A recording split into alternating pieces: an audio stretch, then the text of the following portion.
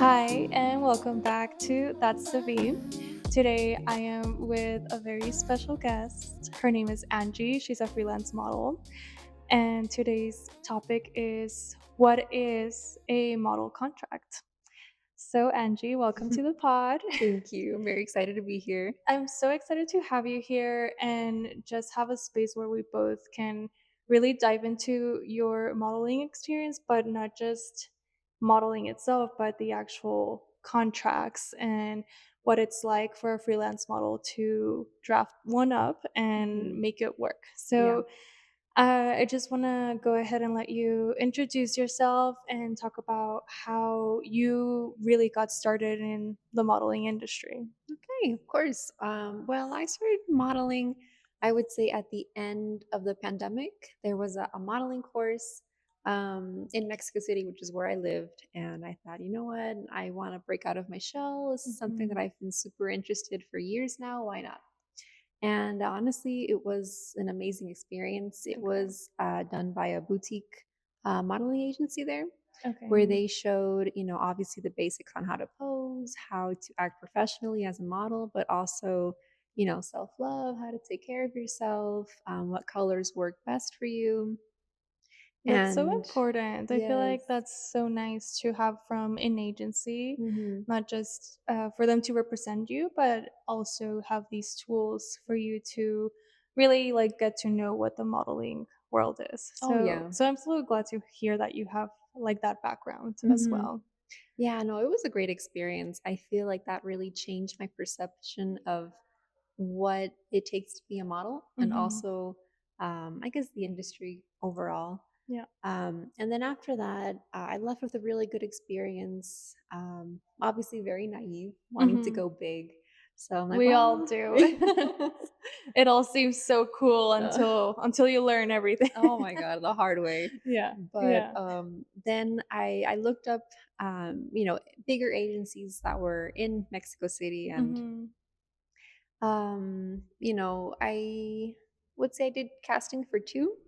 The Okay. first one, it just left me with a very icky experience where they looked at me like if I was cattle, Mm. like just like looking me down, Ugh. and which I know isn't their job, but they could also do it in a more humane way, I would say. Yeah, no, for sure. I feel like Hmm a lot of agencies, or even just in general, people have this perception of the fashion industry being like so judgy and hmm icky, like you're Yeah. saying. But it doesn't have to be that way. Yeah. Like I've also encountered so many great experiences and people in the industry that have taught me that it does not have to be like so A judgmental, hundred percent. or like I don't Mm-hmm. know why it was such a thing in the 90s to be like, no, I'm sorry, darling, like bye. Like, Yeah. excuse you. Like, hmm you don't have to talk to us like that. Exactly. Oh my God. Yeah. But anyway. And the second one I did, um, they looked great on Instagram. Hmm. They were in a very prestigious location in Mexico City. I'm like, it has some green flags. Let's Hmm. check it Hmm. out. And so I took my friend, now husband, with me, who's very well acquainted with laws and whatnot, so he can review the Okay. contract and whatnot. And I definitely went into the agency that day with rose-colored glasses. I did Hmm. not see all of the red flags presented to me. The Okay. first one being that they would not let me, I guess, ask for a second opinion on the contract. Oh Like I was wow. in a little room. Yeah. I wasn't able to take my phone out. Oh my gosh, that's Um, really sketchy, and especially like in Mexico. yeah. Also, I feel like having just that perception hmm of how things can be, sadly. Yeah. But and then what happened? So they had left a little bit, so I got my phone out really quick and took a picture and sent Hmm. it to him. But honestly, everything was so quick, and I was just very naive. I'm like, yes. Mm-hmm. The second red flag, which looking back, it's a huge red flag, is that they asked me to do an investment. Oh, okay, So, that's the key word. yeah, exactly. I don't remember how much it was, but I remember at the time it was like all of my savings. I'm Mm, like, I'm gonna be big. It's okay. yeah, it's worth it. It's worth it. Gosh. And And the third one was that I did some Polaroids with them, and I did Mhm. some bikini shots with them. And to this day, I still haven't received those pictures. Oh my gosh. So it left me with a really icky feeling like I don't know what they're doing with my pictures. They never responded back to Mhm. me. I was with them for maybe 2 to 3 years and I got maybe 4 jobs. So I did Okay. not get any Yeah. of my investment back. Mhm. Mhm. So like you mentioned, that was an experience of Mhm. what not Mhm. to tolerate from an agency Yeah. anymore. Yeah. Um, when I moved locations, I went to a boutique agency, and I looked into it, and it seemed like a good idea, and I think it was a good idea. But one thing I knew I was not going to do was sign exclusivity, Yes. and also no investments.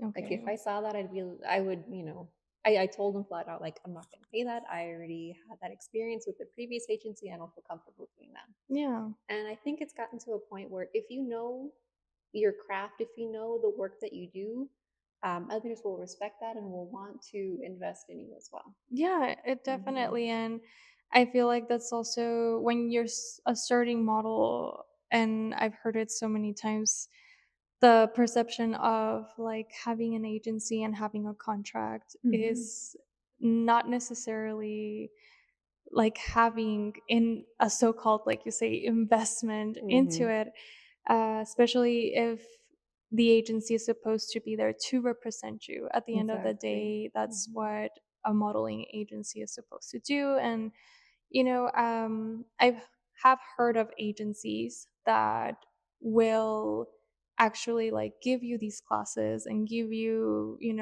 whatever tools you need to book the jobs, even if that's like a change of image in regards to Hmm. like cutting your hair, or even like I've have like friends who have shaved their eyebrows for a Okay. job, but they were okay with it because they knew upfront, like, we want to book you, but we need you to look this way. Hmm. And I think it's just important to hear that and know that, like, okay, I'm willing to do this change, but I will be like a booked and busy model. Hmm. And at the end of the day, the agency is supposed to cover all these costs because it's like you are the product of the business, Exactly. rather than you doing like an investment where like it may or may not benefit you and you may or may not get jobs. Hmm. It's also like very, I feel like, in the gray area where um like agencies, or I'm going to say agencies, so-called agencies, want to like have their models, but they have to like forcefully pay for classes type of thing, Yeah. or like for Polaroids or whatever type of photo shoot, rather than they're supposed to take charge of that and really have that make that happen for the model. Hmm. Mhm. 100%. So also, like, when with your experience going into like being in Mexico City, which I feel like it's already like such a bigger city, fashion driven, compared to, other cities like in Texas or Hmm. wherever other place. How did you feel like your transition going from there and having these experiences and then moving and finding another agency? Well, it's definitely an interesting experience because with that agency in Mexico City, as I mentioned, I only got maybe 2 or 3 jobs. Mhm. But once I started to get those jobs, it was mainly the networking that helped me. Okay. That I had designers who were actively looking for me individually instead of the agency, Mhm. or stylists who were trying to book me. I think I would say my experience in Mexico City was a very positive one, thanks to the networks that I had made Okay. rather than the agency. Okay. Hmm. And see, that I feel like that's also super important. Like Yeah. having, at the end of the day, it's networking. And I Hmm. made a post recently about like 10 things I've learned in the Hmm. modeling industry in like a decade. And one of them, it's that like the networking side of things is as important, if not more, Oh yeah, than your portfolio it's and having huge. like an agency. Yeah. Yeah, 100%. And that's something I definitely learned to appreciate here in El Paso. Mhm. Because I would say I started in 2020, what was it, two? But I really didn't get booked, or if I did, it was maybe once a year, and through um, I guess, a non-paid job, which I am still very grateful for those offers, Mhm. to get that experience. But I would say I really started to develop more as a model here in El Paso thanks to networking. Mhm. And Yeah. I would say I first started to dip my toes in with a workshop by Alyssa. Okay. That's where I Yeah. met Aaron and a lot of amazing Mhm. other models. And kind of that's where I started to bounce back like, okay, the modeling industry is pretty big here in El Paso. Interesting. It's so interesting how big it is. Yeah. Like, especially because I mean, El Paso is not known as a fashion-driven city, hmm but there is a fashion community that's Yeah. just growing, and I see it. And even when I host model workshops, I see the interest in hmm people who want to just learn more and see what it's all about, Yeah. and just, I mean, grow not just here but in other cities.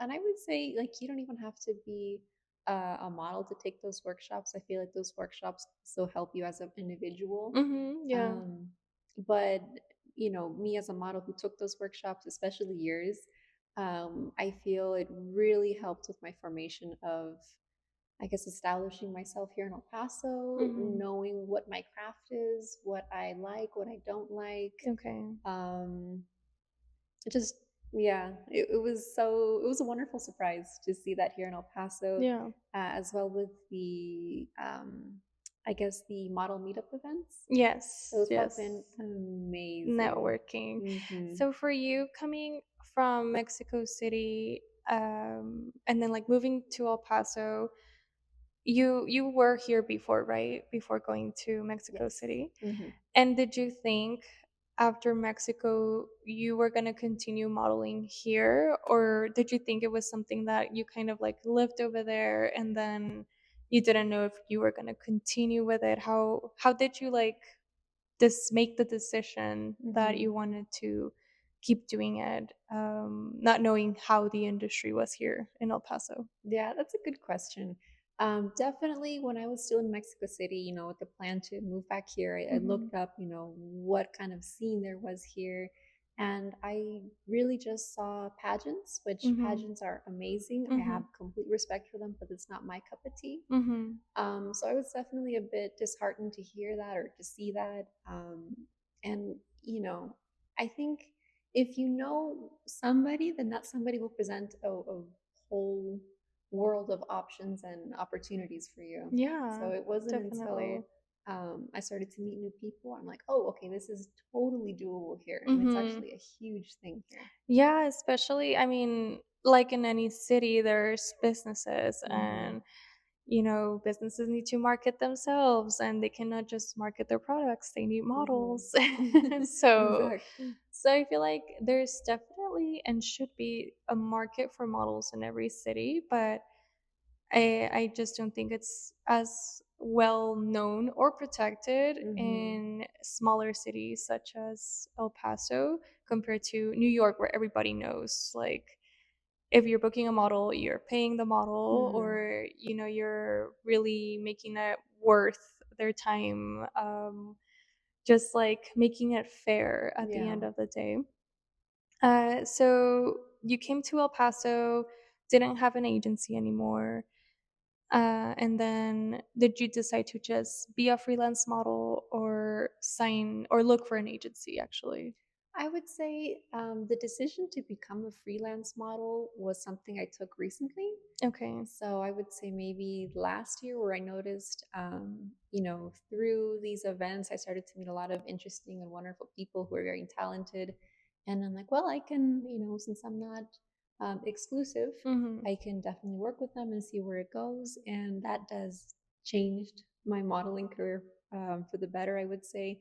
Um, meeting these new people and then them presenting me to the other friends or other photographers, other designers. That's how I've been able to sustain this dream of mine to become a model. Okay. Hmm. And well, now being a freelance model, going into the main topic of this episode, I feel like it's so unheard of for a freelance model to have a contract for themselves to even Hmm. bring to businesses or photographers or whatever the job may be. And I know recently we discussed freelance contracts and how you and another model, Erin, kind of drafted your own because, Hmm. it does get tiring kind of having like experiences where you maybe discuss something and it didn't come through in regards to Hmm. like payment, or even if it's a collaboration of like the photos you're getting, things like that. Hmm.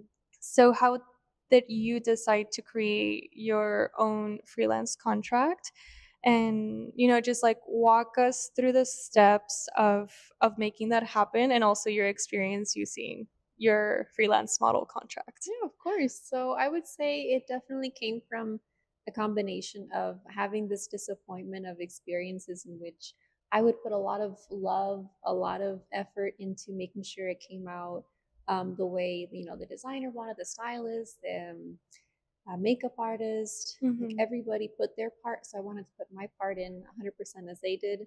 And to know that, for example, I would never get the pictures back, or I Hmm. would never get my payment, or XYZ, Yeah. it just made me feel really disheartened. Um, Kind of making me lean more towards, should I really even continue this? Yeah.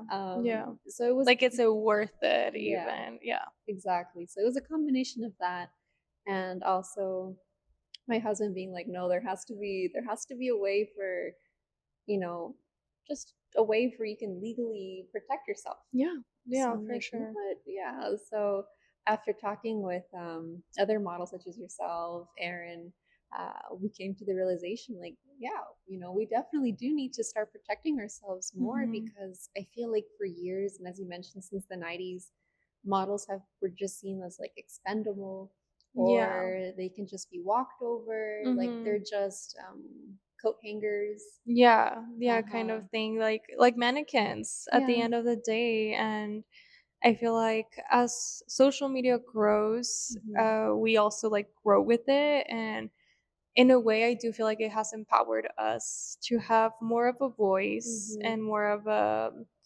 just like be our own person outside of the Yeah. characters we're playing as models. Hmm.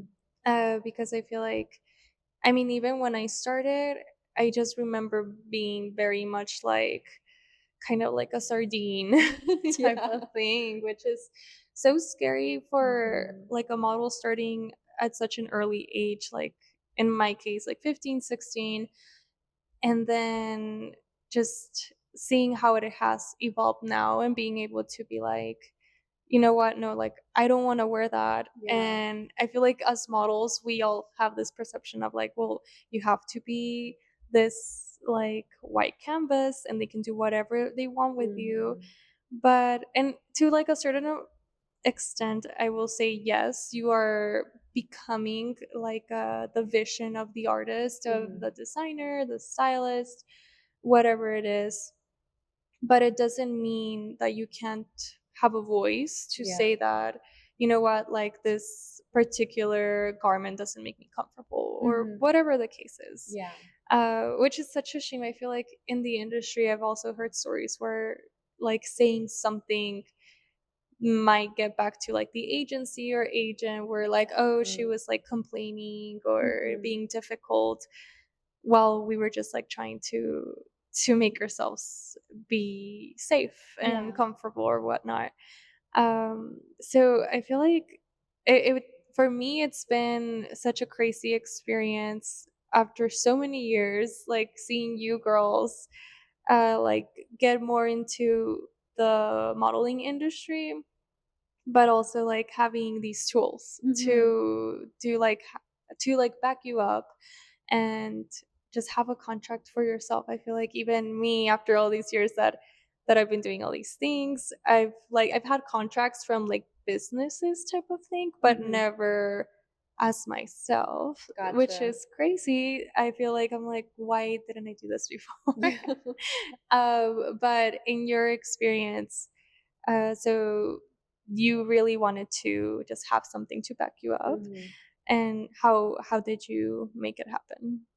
Well, I would say, I was nervous with the idea of the contracts. So I didn't want to seem like, oh, that she's a difficult model. Mm-hmm. Yeah. Again, that I feel like thought. Yeah. Okay. And not only that, I would say I'm glad to have found modeling, I would say, as an adult, Mhm. because I feel like it's really important for young girls starting out for them to be able to put boundaries, Yeah. to say what they're comfortable with, what they're not comfortable with. Mhm. And that's something I would say now at my age, I have truly found. But Mhm. back then, it's like, okay, well, whatever the photographer wants, whatever the designer wants. Yeah. So finding that backbone, finding the ability to say no has been really important. And with that, I would say a good transition to the contract is, I had an experience in which I was doing a runway, Okay. and they had put like a digital screen on the runway when the models would go out. So when we were doing rehearsals and I would look back at the screen, all of a sudden there was a video of me Mhm. dancing in and moving in one of the garments I had casted with. So it Okay. wasn't even my face. You're It like, wasn't me. It was yeah, you're like, my. I didn't do that. Yeah, I'm like Uh-huh. trying to remember. Did I take a picture of that? But no, they Okay. had made an AI image of me or video of me Wow. without my consent, Mhm. and that was really, I would say, the drop that overflowed the cup, because I'm like, I if this happens to me in this scenario, I can't imagine in other scenarios with Yeah. like a collab in which they could use my image for 100 different campaigns or something Mhm. inappropriate. So that Mhm. was something that was like, you know what, I really have to put this in writing Yeah. to make sure that I'm protected. And if anybody crosses my boundaries, I have a document that shows that, hey, they signed it, they were okay with not using my image in that way. Mhm. You Like know, legally, you are hmm protected at the end of the day. exactly. Yeah. That is so scary, and I feel like hmm this is also why I wanted to bring you in because of that experience you had, hmm and talk about like the AI in the modeling It's industry. terrible. It's even today I saw I'm gonna get like really political, but Okay. uh I think it's the state of Minnesota. If I stand corrected, is trying to sue Elon Musk Oh. because of various circumstances. And they're not the only state nor the only family or person. And Mhm. this is, I mean, outside of modeling, but I feel like it falls into modeling Mhm. because the reason of them trying to sue him, or more so like the companies he stands for, Mhm. it's the usage of AI in like pornographic, Mm. just different things. I Yeah. mean, I didn't like dive too deep to it, but I know I follow a page called Dia Prada. I Okay. highly recommend it, Okay. and they just kind of like keep lots of like fashion news, but also like political. Mhm. And I mean, going back to the modeling, I just can't imagine how many images are being used Yeah. and like not being banned in just like a negative way. Like, Yeah. because I know, like, for example, X, which used to be Twitter, Mhm. they still allow like free pornographic Mm. just things, just like images, videos, whatever. Everything else is like YouTube is protected. You can't see anything else. Instagram too, it's very much like no. Mhm. They'll like ban it, take it off. But on X, it's not like Yeah. it's just crazy to me. Like and like mainly on what they're trying to do is with the usage of like children's faces, Oh, which that's is even terrible. Yeah. more horrific. Mhm. But like modeling side of things, it's also the fact of people being able to use it in a like negative way like that, but Mhm. also for the consumer use of just the brands and making money off of it Yeah, without your consent, which is such exactly. a scary thing. Mhm. Also, as I feel like not just as a freelance model, but a model in general, I don't know how many agencies out there actually have something on their contract where it's like how limiting it is for Yeah. AI to be used, because I also think it's such a new thing. Mhm. But it's like your story is like so creepy. I can't imagine because it's like, oh my gosh, like I that's me, but not really me. Yeah, yeah, it was certainly disheartening, and I would say now that we've been thrusted into this world of AI, it's definitely been helpful, Mhm. Mhm. um, but also scary Yeah. because you don't know how far it's gonna go. Yeah. And in the sense of fashion, I know Guess, for example, I think Levi's as well have also started to use AI models, Mhm. and uh, it's very disheartening. Yeah. It's sad, um, and I know in places like New York, for example, there Mhm. are protections for the model, Yes. for particularly that.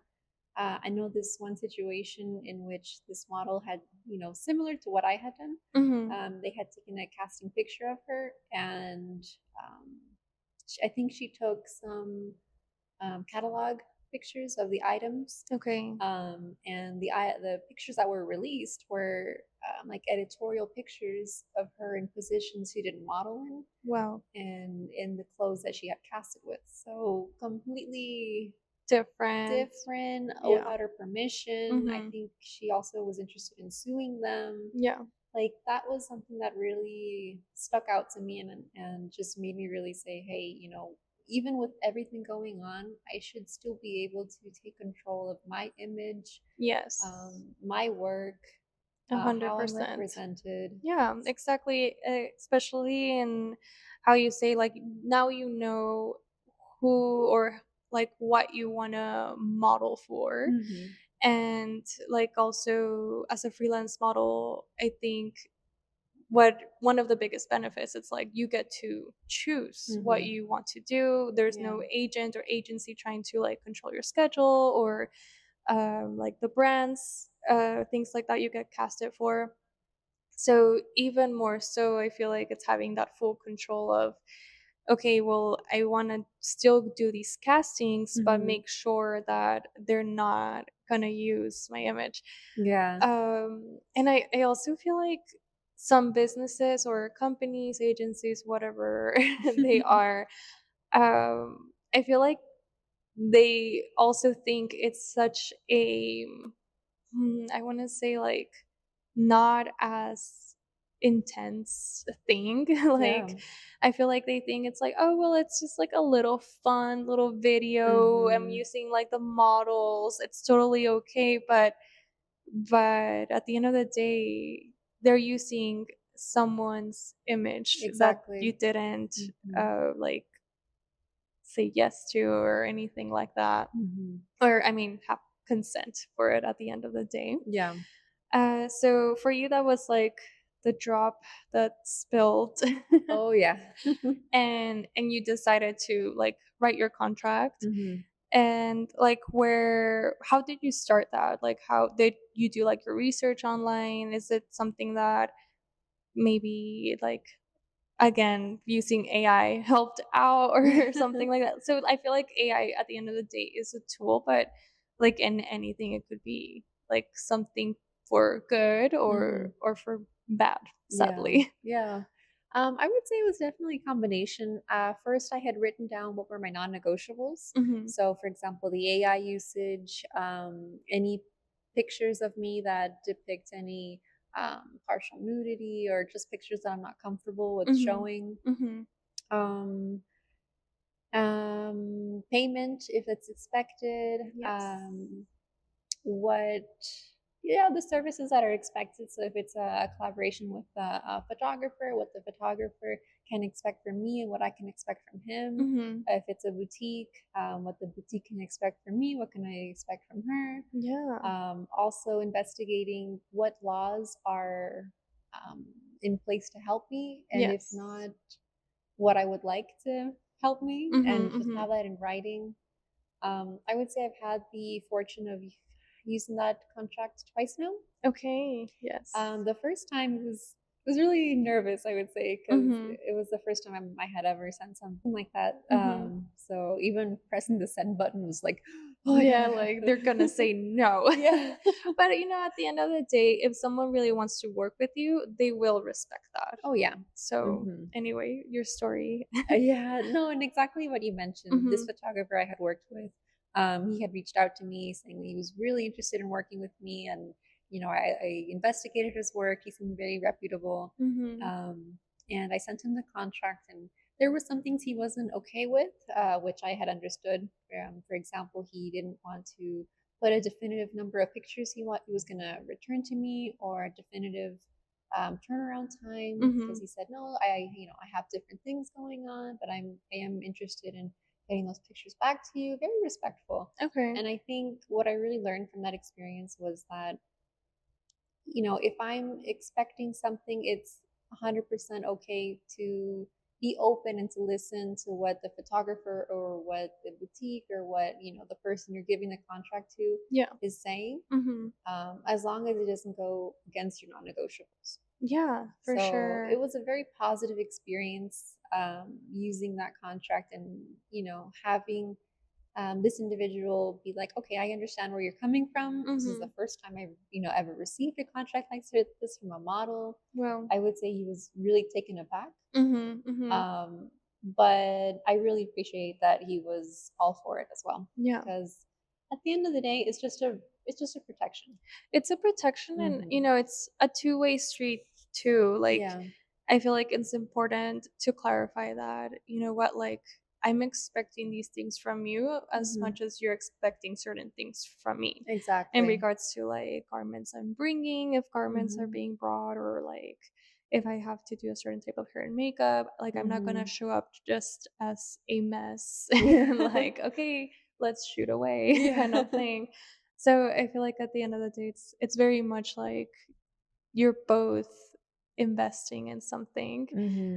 especially if it's a collaboration. Yeah. And you mentioned you've used your contract twice. Yes. Was the second time a paid gig, It or was. okay? It So how was was that experience? I would say similar to the first one. I was like shaking, Mhm, mhm, sending the like, "Are you okay with this? Like, mhm, here's my contract." mhm. And it was up for a boutique, Okay. and the owner was very receptive to it, very open. Mhm, Later on, during the or after the shoot, I was speaking with her, and she had understood why. I had started to use the mhm, contract, and mhm. it's because you never really know where your pictures are Yeah, going to go, or yeah, or how how it's they're going gonna to. use them. Yeah. Exactly. Mhm, So I would say the reception of the contract so far has been quite well. It's okay. really, it's nice to know that if people want to work with you, they will respect your boundaries. Exactly. Hmm. And I feel like it's just knowing your worth as a model. I really love this episode because it's just like it's such an important thing, because I feel like a lot of younger models especially want to say yes to everything, Hmm. and there's no protection Yeah. and you don't really know what to expect, but you're there for the experience, you're there to grow, Hmm. and sometimes the experience is not a great experience. Exactly. So it's just like knowing your worth and knowing Hmm. that people who want to work with you will respect that Hmm. and your contracts. And I love that you are using it Yeah. and that you've gotten like a positive feedback through that as well. Hmm. And I feel like it's just making that consciousness awareness. I feel like I Yes. always say that in the episodes, but it's just it's okay to also know that if someone denies you because of that, that's probably a red flag. Yeah. Mhm. That's something I had a little bit of trouble I guess not understanding, but digesting. Mhm, Because I'm like, mhm, no, it's because it's a great opportunity and the pictures are mhm. going to be amazing. And it was Yeah. definitely my husband who's always been in my corner rooting for me and also protecting me. Yeah, But I he's get like, that. I feel like they see us as like, or they see the reality mhm. of the world. Yeah. Because I feel like also as like models who want to just keep doing what we love and the Hmm. fashion, and sometimes it's like even like my boyfriend's always like, "Well, is it paid?" And I'm Yeah. like, "Well, It's look, experience. this is what I'm gonna do it for." Yeah. I feel like it's always supposed to be like a win-win situation. Exactly. Like if I ever say no to a job that's not paid, Hmm. it's usually, I mean, that could be a big reason, but it's also maybe I already have that experience. Like, why am I Yeah. gonna do something that's not gonna be like worth my time Hmm. or anything like that? But if it's a collaboration and I know that it's gonna benefit me in the way of like I'm gonna meet or be put in a room networking with the right people to get me to Exactly. an even better job or whatever the case is, Hmm. I think it's like seeing it Yeah. that way and having a contract to back you up. Oh, Like yeah. I love that so much. I love that you're doing that, and I hope people listen to this and they're like, you know what? I should have a contract. Mhm. Yeah, because like, it's what I've been talking with Aaron and with you as well. Mhm. It's maybe be nerve-wracking to be like, "Oh, she's the difficult one," but, at the end of the day, you are in control of your image, Yeah. and I feel like that's incredibly important in this day and age. Mhm, mhm. And, if the opportunity was meant for you, then it was meant for you. I would say you should leave an opportunity not feeling icky. Like, you Yes. should leave Yes. feeling, "Wow, I'm so proud of the work that we did. I can Mhm. trust the photographer. I can trust the boutique owner or Yeah. XYZ, and we did an amazing job." Yeah, and I think even the other way around where showing up to the job Mhm. or the collab should also feel exciting Yeah. rather than like I don't know, like you get that feeling of like in your gut of like, am I supposed to Mhm. be here or not? But I feel like it's always important to, if you feel like not sure of something, always have someone come with you. Yeah. And if they're not okay with it, red flag. Yeah. Like you should not be in a place where they're not allowing you to bring someone, especially if Mhm. it's a collaboration. Oh, If it's yeah. a paid job, I feel like it's different, but it Mhm. should be like out in the open. You're not like gonna be in an alley somewhere. Yeah, no, I'm 100%. being dramatic, but it has happened and It happens, it's yeah. crazy.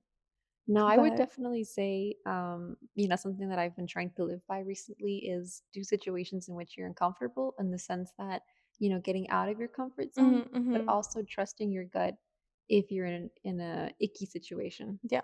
Yeah. So, like, try to, yeah, just go out of your comfort zone, do things that you wouldn't normally. I would say modeling has definitely taken me out of my comfort zone. Yes, yes.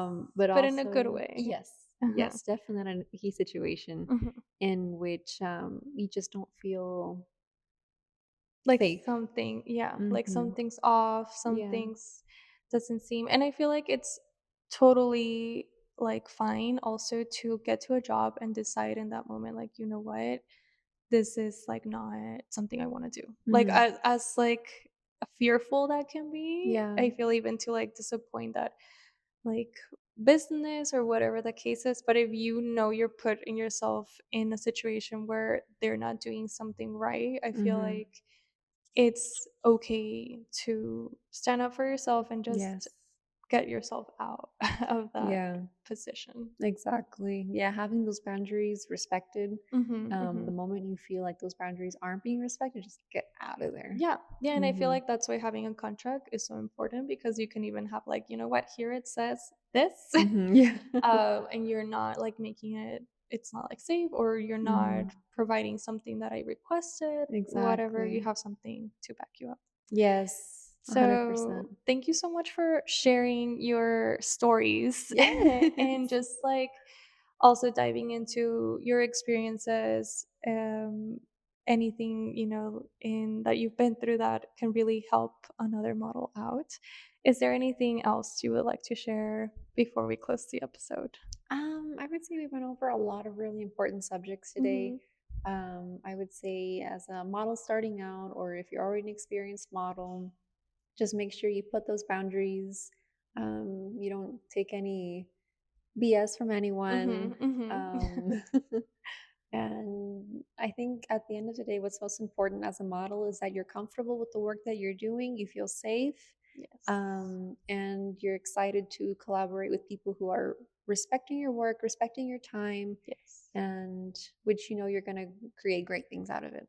Definitely. Make Hmm. it worth your while. Exactly. And your time, which And is your also time and very and your important. your work Hmm. ethic at the end of the day. Yes, Well, anyway then, thank you so much again, Angie, of course. and that's the V.